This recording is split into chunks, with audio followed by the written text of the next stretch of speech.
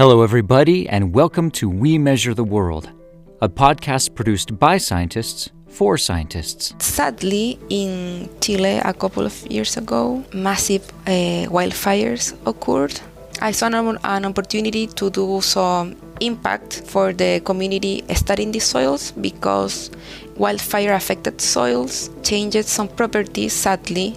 One of them is the hydrophobicity, and that is involved with erosion because always the wildfires obviously occur in the dry season, but then the wet season started and you can see a lot of soil losses because that. When I modeled a year and I modeled infiltration, I saw that it's not the same. So you cannot assume that soils are just increasing bulk density. You cannot assume that a wildfire affected soil is like a regular soil.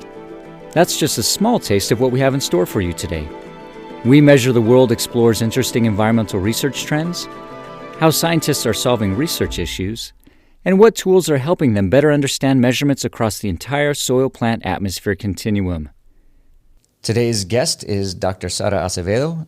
Sara received her master's in soils and geochemistry from UC Davis and her doctorate in engineering sciences from La Pontifícia Universidad Católica de Chile.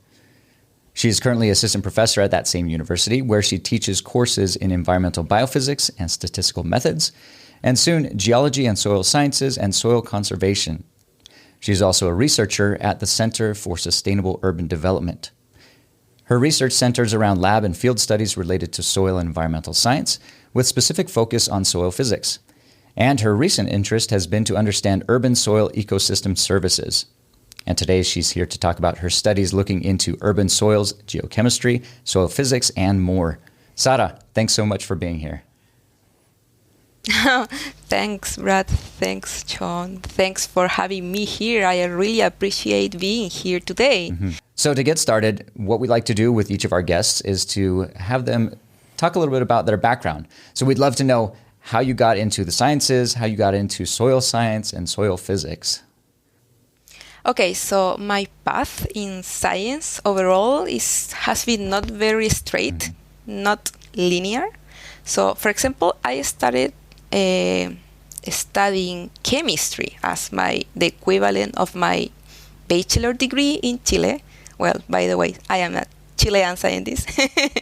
And when I started with my chemistry degree, I took some courses, some classes related to soil. And then my first job was as a research assistant in a water quality lab. So I started focus on water. And then I realized that the water quality, the amount of water was related with soil. And then I became interested in soil science. So then this pushed me to study soils, and I applied for a scholarship, and I got my master's degree in soils and biochemistry at UC Davis, and then eventually my PhD in engineering sciences focused on always soil physics. So basically, I started with water, then with soil, then again with water, but now more looking for the relationship between soil and water, right? Mm-hmm. And whenever I am asked, why do you for a living? My answer is I try to disentangle the soil-water relationship. Mm-hmm. So I love that. And now, because I am starting my career as a researcher, I am looking what could be, how can I make an impact in this discipline? So now I am interested in soil physics, but focus on the urban soils, focus on the hydrological ecosystem services now. So I started with water, then soil, water, the relationship between soil and water, and now in cities. So fun. To sum up, that was my path. So you mentioned their ecosystem services. For our general audience who have some science background, can you get a little bit more into details about what that means, that term, that phrase there, ecosystem services? So an ecosystem service is what a resource in nature provide us, right? For example, soil provide us food, provide us water, because soil can filter water and provide us clean water, right?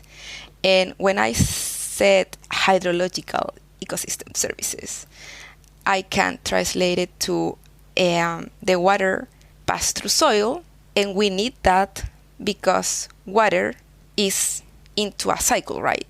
And part of the cycle covers that the water should pass through the soil and provide us groundwater, water for plants, and avoiding runoff. So when we're talking about ecosystem services, soil provide us a lot of safety because we need food, so food safety, clean water, and now I am interested in trying to quantify those ecosystem services.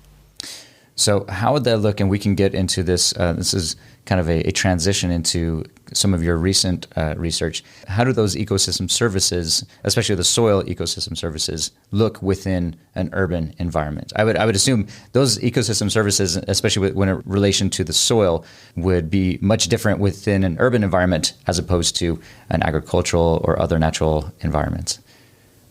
Yeah, well, Brad said it perfectly, because I think I am trying to solve, there's a clear gap of my area, soil physics, in relationship with the non-agricultural environments, because it's easy for us to understand that, well, I apply water to plants, to crops, I am getting crops, right? I am getting food. In the urban context, soils provide us support, like walking in a park, for example. But at the same time, the soil in the urban context can decrease the amount of water that going through the natural water cycle. So what is the natural water cycle, or what is the natural ecosystem services in the soil is not with us. So we are using it. So commonly in the cities, we are sealing soil. Mm-hmm. We are applying pathways, I don't know. We are using non-native species like grass. So we're using a lot of more water that, for example, I am from Chile. Chile is very similar to California, like between Los Angeles and San Francisco. So we're using a lot of water for keeping that grass alive in the cities. So that's the difference. Mm-hmm. So the ecosystem services that the soil provides us in cities are related to the water cycle. Mm-hmm. So now we know that there are a lot of extreme events related to weather. So sometimes we have drought, mm-hmm. right? And at the same time, we can have extremely heavy rains. So the infiltration and the runoff are playing a role in how the soil can provide us these ecosystem services for mm-hmm. us. Mm-hmm. You are, Brad, an anthropologist? That is my background, yes. Your background, right? I think this is my opinion. We can discuss it. I don't know if the ecosystem services are super focused on the human center, mm-hmm. It's like the soil and the water provide mm-hmm. stuff, mm-hmm. right? Yeah, I think in the urban soils, people is living in cities now. Mm-hmm. So people is not living in the rural areas anymore, at least in the same percentage as 50 years ago. So now humans, we are very egocentric. Yeah. So we are trying to quantify how the soil can provide me something. Yeah. So in the urban context I think is more evident. Right. Yeah. So with your studies, are you looking as urban centers expand, are you looking at impacts to surrounding native soils as well? That is a good question, a challenge for me, and a headache constantly in my head, because urban soils, in terms in terms of, for example, legacy soil data have been neglected because the ecosystem services in agricultural soils are more evident, right? Like food. They are not data in comparison to agricultural, soil service. And it's hard to compare. Mm-hmm. It's in terms of geological, in terms of background, for example, for metals. Mm-hmm. So that is not my areas of study directly, but I am collaborating with colleagues that at the same time that they're studying with me filtration, the same samples are being used for heavy metal analysis, and we're quantifying, elements, but we're not sure if that elements were in that same amount. Like, is that normal? Mm-hmm. Yeah. With infiltration, with heavy metals, we are like kind of blind at this moment. There are some colleagues that they are pushing the term like urban-rural boundaries, Mm-hmm. like trying to figure out in which areas of the cities we can like find not urbanized Yeah. soil. So I don't have a clear answer for that question, but yeah. I was also thinking with the urban soils. So Sara, you mentioned that, in these urban environments, humans are putting seals on top of those soils. And in my mind, and maybe this is for those who are not soil scientists, but again, as a human, we see that seal is there. And our focus then becomes on the roads and the walkways and the buildings and other things. Yeah. But there's still soil underneath. There's still activity going on. There's still infiltration. There's water movement, nutrient movement, other things going on. And so it's kind of one of those things where, at least in my mind, I have to like reconceptualize. Okay, just because this is an urban environment, there's still things going on within the soil that researchers like you, thankfully, are looking at to try to help us better utilize our soils, help us, especially within the civil engineering side of things, being able to still develop those cities, but do so, sustainably and safely when it comes to how our human constructions interact with those previously native soils, with the topsoils that then may or may not get removed. There's other things that we try to do to improve with, green city projects or other things like that. But still, it's at least from my perspective, it does seem like a challenge to be able to figure out what is going on beneath those urban environments, and what impacts do we have on the soil beneath, and vice versa, like you talked about with those ecosystem services.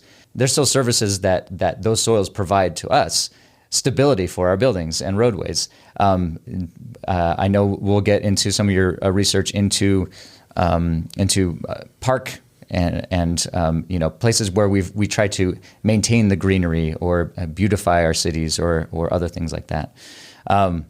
So that being said, in studying some of these urban environments and urban soils, and you talked about you've done some research looking at different the soil characteristics and soil properties in some of these urban environments. So looking at metals and amount of organic matter, infiltration, and those kinds of things. Can you give us a little insight into some of those research projects that you've had looking into those? What are some of the main questions you're looking at, and how do you go about, the main questions that you're looking at, the main hypotheses that you're testing, and how are you going about that research? When I just started reading about soil physical properties in urban soils, I read a lot of statements, or even like how do you say, axioms, like when a statement is like a reality, saying that the soils, the urban soils, are very heterogeneous and also compacted, like suffering compactation. And these statements were from research, obviously peer review made by recognized scientists, but from other cities, even other climates. So at the beginning, my first hypothesis was, let's see, are soils in the urban context in central Chile, a Mediterranean climate area, are these statements, heterogeneity and compactation, are real? So I have some just preliminary data regarding compactation. I have not observed high densities like in any of the park that I already study. Disclaimer, this is just under development, preliminary data, but I was super curious about how this statement in another places, where was this allegedly compactation? And for example, in other urban contexts, we have snowing. Snowing is not happening in Santiago. Also, there's some chemical addition in winter in some cities, like for de-icing. I think that's the process, right? When you add salt for removing some snowpacks in some cities, and that is not happening in Santiago. So my first thought related with my preliminary data in urban soil physical property is that the urban context plus the climate, the conditions are different. So I cannot compare Santiago or maybe Los Angeles, California cannot be compared directly. For example, with Boston, with with I don't know what other city, New York, Saint Petersburg in Russia. I don't know. So I think first, climate and human action. So the salt is added by humans, not by the nature, right? So a lot of social differences and also climate difference. So I am seeing a trend that we cannot compare cities because the anthropic pressures are different. Interesting. Plus the climate, right? Much more differences between cities. So that's my first my first findings. Also regarding to soil hydraulic properties, I started measuring infiltration with the mini disc infiltrometer, and I had found a lot of homogeneity, not heterogeneity. For the audience, for the general audience, sometimes for scientists, not finding differences is like a nightmare, like p-values greater than 0.05, like oh my god.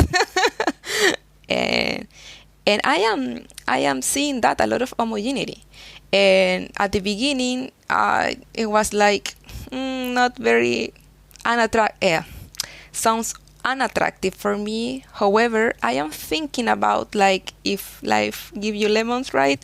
So what if the constructed soil, I am going to use some technical words, the technosols, the anthroposols, that's some names, technical names for urban soils. What if maybe there are not a lot of heterogeneity, and that could be an advantage for modeling.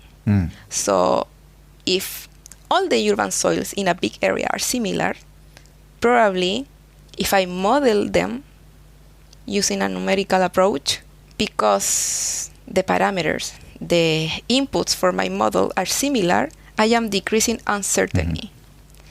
So that are my second thought of findings about my preliminary data. So not compactation, different processes, different climates, and if maybe disclaimer is still a work in progress. If there are a lot of homogeneity, maybe I have to move from the field and then go into the computer and start comparing modeling with real results. In your interactions with municipalities like cities and things like that, have you found that they kept records of of some of that development process for those things, or was it just kind of our best practice at this time is to use this kind of soil and they just kind of threw it in there to make it look nice? Yeah. Now, currently, because I am an urban scientist now, I am in the field, in the computer, in the lab, and also I am in a private eye part of me, like asking to the old manager in the parks, like, "Hey, how are you, sir? Have you do you know if 10 years ago the soil was similar?" Yeah, I am. I have to talk about my research with a lot of citizens. Yeah, it has been a lot of fun. Yeah, so because I have to ask, because commonly the maintainers, the manager of the parks, know everything. More than even the records of the municipalities, of the government. Yeah. So, for example, in that way, I figure out that in the campus of my university is like a pilot study for me because it's close to my office. Yeah. And the people who is in charge of the gardens, like the parks in the campus, start talking to me like, "Sarah, come here. In that part, there are always a lot of ponding." And I said, "Really? Ah." And I took some samples. Or people say, "Look at that. In that part, the old manager put a lot of rocks and then they put soil." So I got some clues, and so I had to research in a new way for me. Yeah. Right. As you're going about, you talked about your modeling in these particular areas. What are some of the key? You mentioned parameters. What are some of the key parameters and inputs that you have to the models that you have been working with or hope to work with? Well, my approach is from the simplest to the most complex. So I am starting with infiltration and soil texture, like a basic characterization. And then I am interested in measuring saturated hydraulic conductivity and the Van Genugtuig parameters from the soil retention water curve. So that is my laboratory approach for then getting a parametrization of the soils. And then start with simple models. I am focused on infiltration and runoff, so probably I am going to start with some simple water balance models for that. But a lot of them use KSAT and Van Genugtuig parameters. Okay. Yeah. One really quickly is I was looking through one of your publications. So you mentioned KSAT, so saturated hydraulic conductivity. We've got unsaturated hydraulic conductivity. You also mentioned using near saturated hydraulic conductivity. Can you explain what near saturated hydraulic conductivity would represent? How close to saturated is near saturated hydraulic conductivity? Well, it's a very good question. At least for me, the near saturated hydraulic conductivity is a estimation that I got from an fitting from a curve based on infiltration and time. That is my professor answer for that.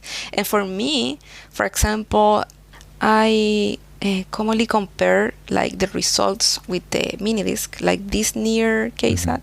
No, near K with KSAT. So for me, it's more than an operational differences because the procedures are. So the KSAT is more time consuming. And sometimes I need an estimation of what could be this. Got it. K, more than the exact value. So that's why I made that difference. Okay. All right. So that near saturated then is like you mentioned. So, like you said, you're fitting to a curve. So you have an original example potentially where you have that full curve. Is that correct? And then you're seeing where that near saturation, and then you're taking that point and being able to extrapolate that and use it for other examples, other samples and things. Okay. Yeah, right. I think that's unfair, right? Because hydraulic conductivity depends on suction and also water content. And where I'm on the field, I cannot control the water content. Commonly, I just make sure that the soil is not very wet, and then I make that measurement. I don't have the laboratory control conditions, so that's why I made that difference. Okay. But I understand the approach, especially like you mentioned with it time consuming, and I'm sure Sean could talk about how time consuming working with these curves can be as you're wetting and drying and back and forth. Yeah. It can take quite a long time. So being able to have a simplified or a shortcut to be able to approximate, like you said, estimate and approximate those final results would be super helpful. Along those lines, you also mentioned, and with your background in chemistry, there was some research into toxins and metals and other things that you were finding in the soils. Were you seeing, I guess, what were you seeing with those results, whether preliminary or not, and how do they seem to be compared to other locations, whether urban, rural, or elsewhere? Yeah, for example, South America was colonized by Spaniards, by Spain. So the shape of the cities are like in a concentric way. Like people started close to the river, like in a central square. And then people start like developing houses in different rings. And in Santiago, there like a highway that splits Santiago in like two parts, like the old Santiago, like the old city, and the newer part of city outside that ring. And in terms of soil physical properties, soils within, in, or out of this ring, there was pretty similar. Bulk density, very similar. Infiltration, I am seeing like something similar. So, like, not very funny for me, like the soil physicists of the team. However, for the soil chemist in the team, and this is a thing that has been reported in other cities.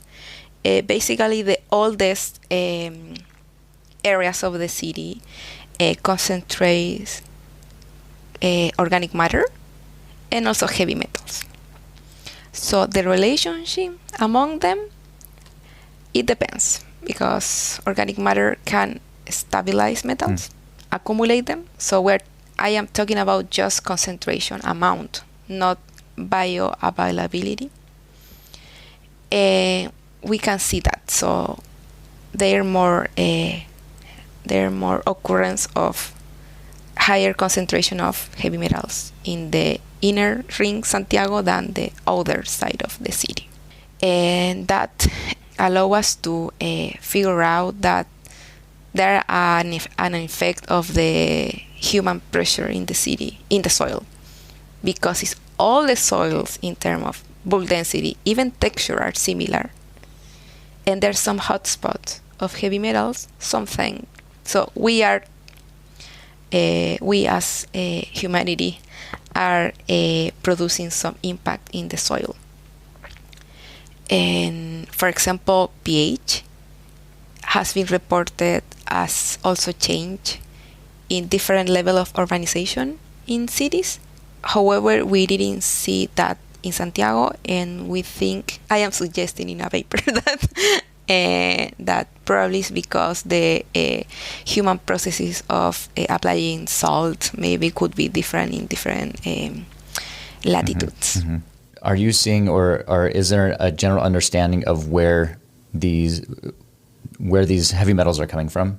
Is it just from just human use in general, or are there other outside sources? I know, like, there's, depending on if cities are near, mines or older mines, or if you're, downstream from other, other situations like that, whether it's mines or other things, that these heavy metals then can get either just deposited where they are and infiltrate, or is it infiltration via rivers and streams and waterways? Yeah, so in Santiago it's kind of complicated because Chile overall is a mining country. So that means we have metals everywhere. That was our main export source of PIB in Chile. So a lot of copper around, a lot of ores. And we are not sure about the background in the city. So as I mentioned before, now we are getting those results, and we cannot tell if maybe the amount of copper in the city is because the human activity or maybe the natural occurrence of that metal in Santiago. However, lead is commonly related with traffic because like 20 years ago, 10 years ago, the gasoline used to when gasoline was switched so it's to not unleaded. anymore. Right. Exactly. So that is like a fingerprint of the use of gasoline in cities. And the evidence said that lead, zinc, and copper, the source could be traffic. Like the legacy of those cars around in the city. I didn't mention that.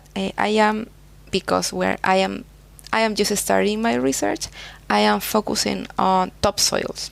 And in that way, I can also collaborate with my colleagues who are working with studies in metals in soil. In the future, I want to dig a little more.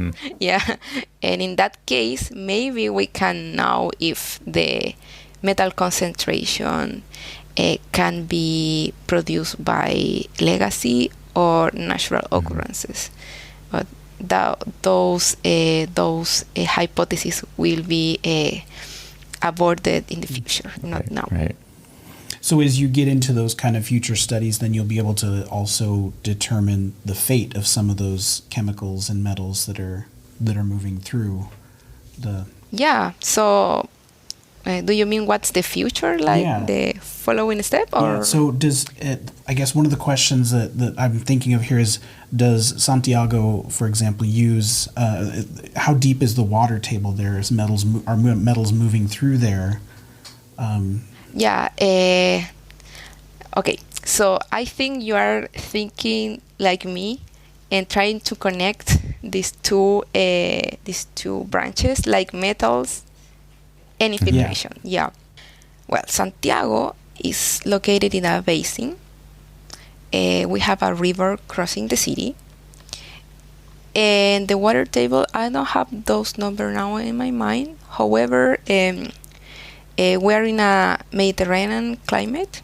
So we have two seasons, like the dry season and the wet season. And obviously in the wet season, there are a lot of infiltration through the groundwater in the city.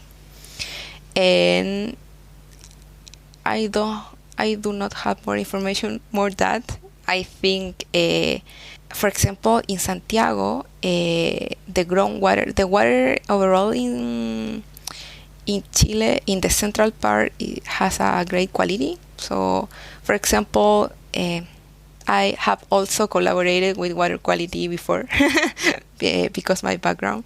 So I think it should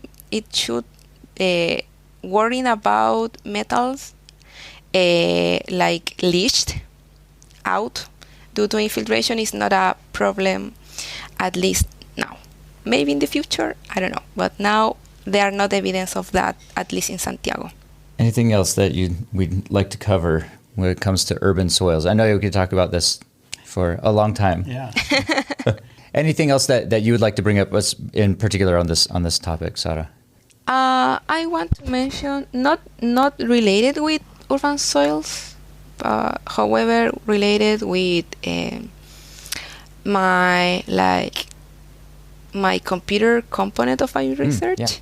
So now I am promoting in my lab, and now as a professor probably with my student, developing reproducible research and trying to move to open source science. So I think it's a duty as scientists, like we have to ensure quality data and reproducibility of our results. And that's why I already developed some R packages. Okay. So my first one was for processing data from the mini disk, because the mini disk has a macro associated with the Bang and Newton parameters according to texture. And that's okay. However, now I am using R for processing data, and I did not want to move like open and close or working with two softwares at the same time. So I moved all that information from the macro to a R package. So in that way, I can download that information to my R script and work and run all together without having to open and closing every Excel macro when I am running one measurement. And at the beginning I was hesitant to do that because I thought, why? Because I can do that in the macro, or if I am doing in R, why I am sharing my my work. And when a person in a conference told me that he was using the package and he saved a lot of time processing data, and he got the same results with the macro, and I started thinking if promoting this open source research could be a way to accelerate the science through reproducibility, because for me it's important that I am having the same results. I am using exactly the same Bang and Newton parameter every time that I am modeling, for example. And also, I already developed an R package for plotting soil texture. And also other colleagues are using it, so I'm very happy about that. And I really like use colors in my publications. I really think that data visualization is very important. So I took a classic package, very commonly used in R, and I tried to put my way to plot the soil triangle in my own way. And I think it's important that scientists should be forced to use more reproducible tools. Open source sharing of information, but I mean that's how the scientific process should work, right? That we shouldn't be hoarding our data and our results and all that. Yes, we want to publish. Yes, we want to move forward in our careers, other things like that. But we want to also be able to impact, hopefully, our not just our local area, but be able to share this to help improve things throughout the world. Yeah. And if there's things that we can find and discover here where we are, being able to share that open source, other things like that is one of the quickest ways to be able to do that. Aside from waiting for again, how long does it take to publish a paper, right? It takes forever. or conferences come around, once a year, or other things like that. But when you have, open source and sharing, then that's something that can happen, in real time, essentially, in many ways. So. Yeah. And I think that's important too, like Sara was saying earlier, that everything's connected. So this data that she has on this, somebody else can be using to include into their research, which nobody can study everything all at once. Yeah. So this important research that she has can be used by others here, and she can use stuff from other people as well, and that's critical to. And also, I am trying to open the process, because sometimes I am sharing some data, but not all my data, because I want to publish that, right? However, I am opening the way that I am processing the data, because I can make mistakes. Yeah. And if for example, my Bang and Newton calculations are open for everyone that can double check that, I'll be happy. Maybe I am not, because that package is in the middle of in a revision for a paper. So it's okay. But at the beginning, for example, maybe it's very useful to share your methodologies.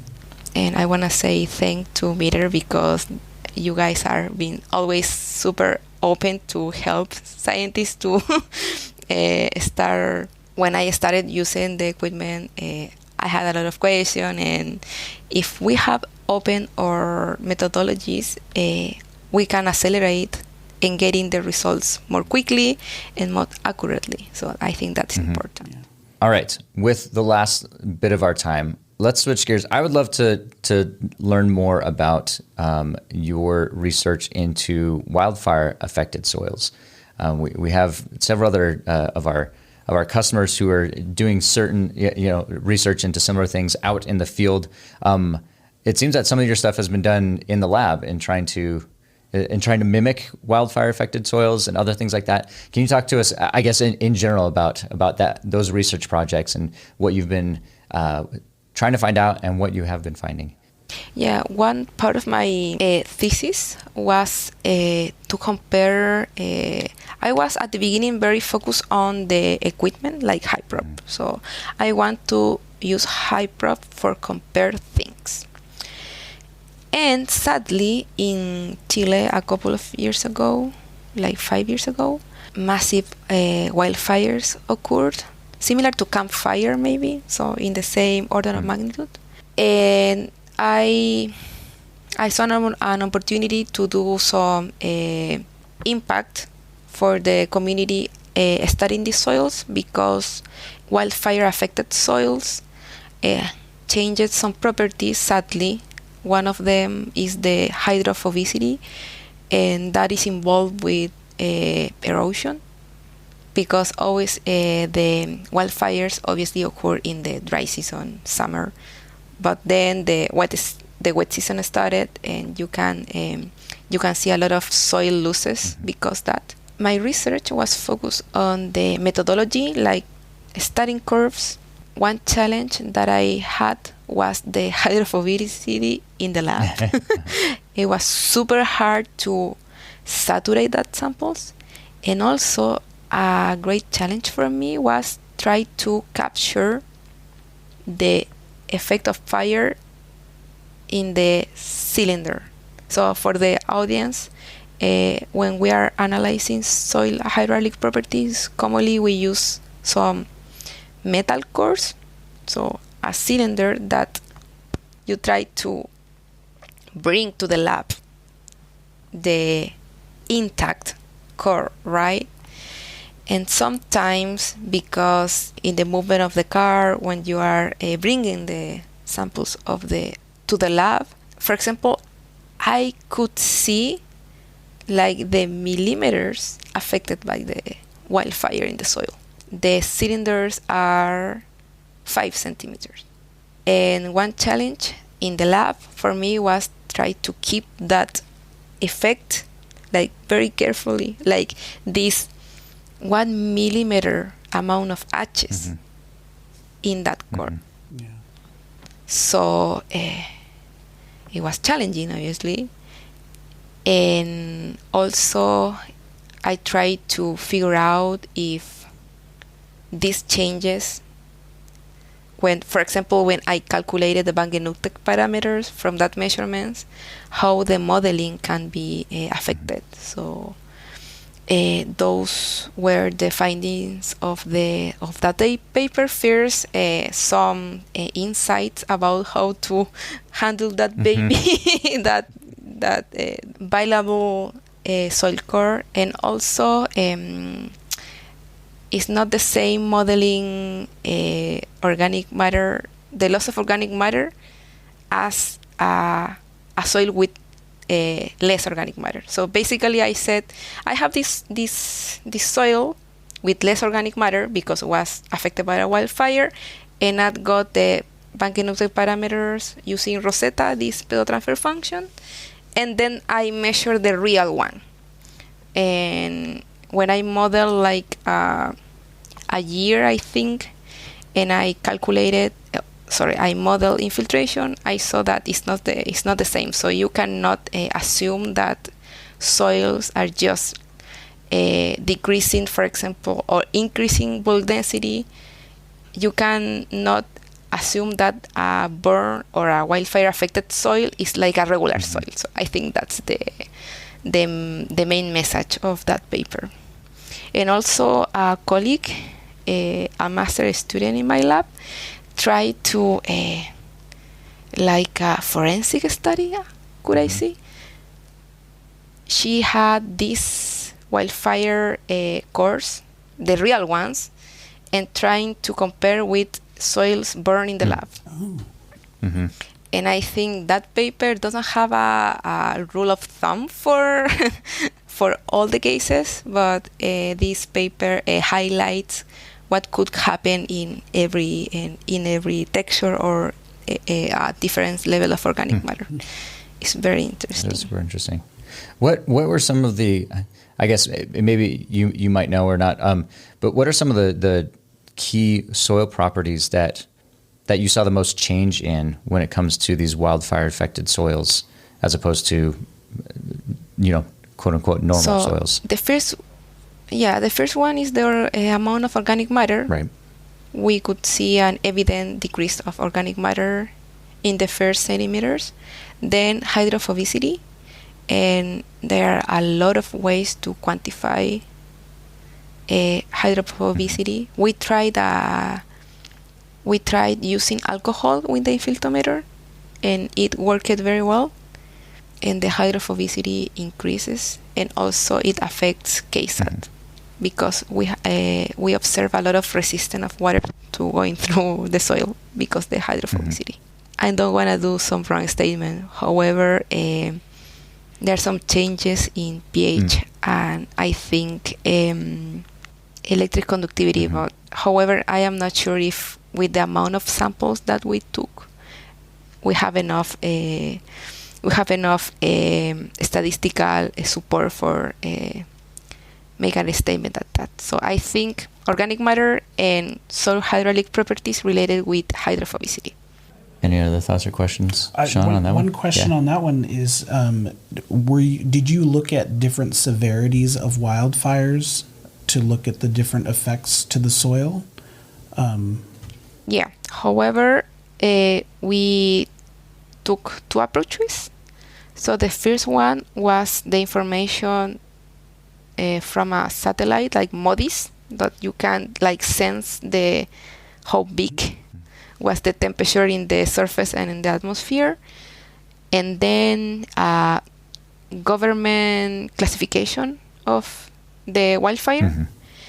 And also, it's not in the paper, however we use it a lot. We used color, like based on Mansell, because ashes tends to have some grayish colors. Yeah. And if you have like the original color of the soil, you can see like a dilution of the hue and the chroma, and you can like see how grayish is the soil in comparison with the an area not burned, not affected. So you can see how much ashes like were incorporated in the soil. Look in the color. Right.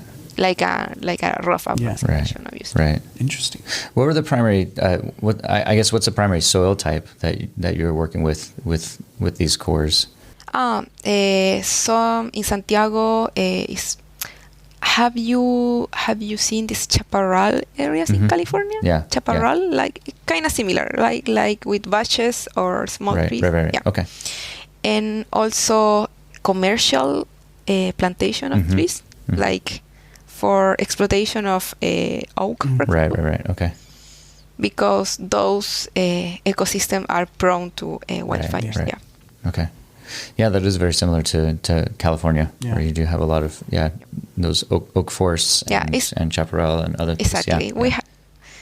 It's like we had like our own campfire event in Santiago. In central Chile. Sadly, it's getting more. It's happening like every year. Yeah.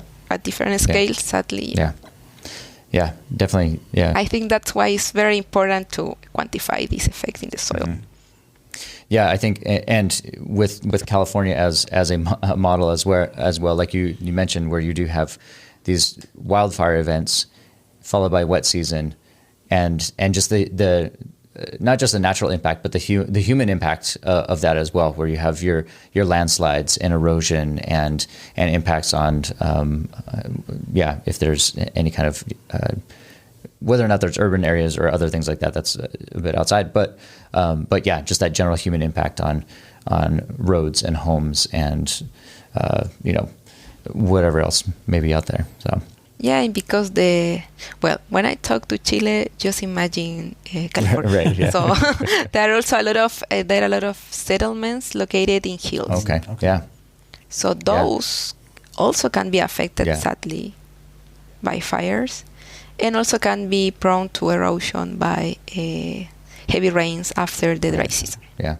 And that's the thing too, is like, even if they may not be directly impacted by a wildfire, but there's those other subsequent effects through erosion and other things that then could lead to, slope stability issues, all those kinds of things. So. And can be that related with metal, maybe? Everything is connected. I have no idea.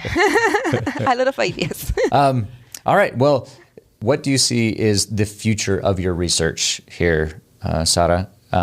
You can focus on your urban environment studies, and just kind of let us know what do you see in the next, 5 to 10 years of what you'd like to be able to find out and accomplish. Well, I think, as I mentioned before, the lack of information is a main challenge in my area.